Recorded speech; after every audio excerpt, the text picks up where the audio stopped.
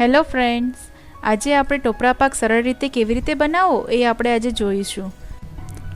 એક nonstick pen લઈએ, એમાં 500 ml ફૂલ ફેટ મિલ્ક લેવું. તમે કોઈ પણ મિલ્ક લઈ શકો છો. અને એમાં 250 ગ્રામ સુગર એડ કરવી. અને આમાં તમને ગરપણ જેવું પસંદ હોય એવી તમે સુગર એડ કરી શકો છો. કોઈને ઓછું ગમતું હોય તો ઓછી એડ કરવી, ને વધારે ગમતું હોય તો તમે વધારે એડ કરી શકો છો. અને જ્યાં સુધી ખાંડ ના ઓગળે ત્યાં સુધી એને સતત હલાવતા રહેવું. 2 કે 3 મિનિટમાં ખાંડ બધી ઓગળી જ જશે. ત્યાં સુધી તમે પ્રોપર હલાવતા રહેવું, જેથી કરીને દૂધ નીચે ચોંટે નહીં.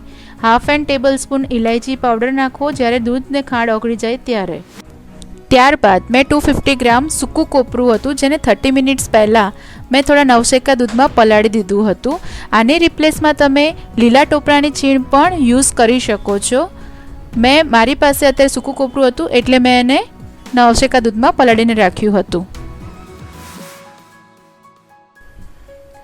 હવે એને પ્રોપર દૂધમાં મિક્સ કરી દેવી.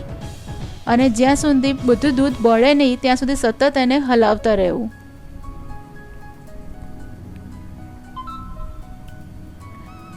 આફ્ટર 50-20 મિનિટ્સ તમે જોઈ શકો છો કે દૂધ ઓલમોસ્ટ બધું ઓગળી ગયું છે. અને મેં અહીંયા ગરમ દૂધમાં કેસર પલાળીને રાખ્યું હતું એ એડ કર્યું છે.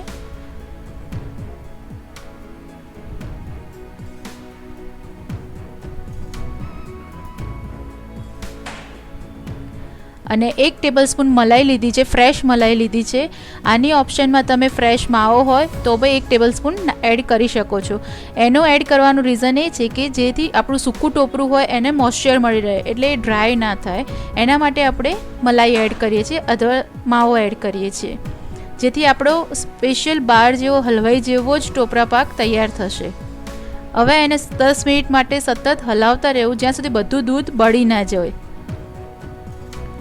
લગભગ 10 થી 15 મિનિટમાં આ બધું જ દૂધ બળી જશે અને ટોપરા પાક આપણો રેડી થઈ જશે. જો આવી રીતે બધું દૂધ બળીને ટોપરા પાક રેડી થશે.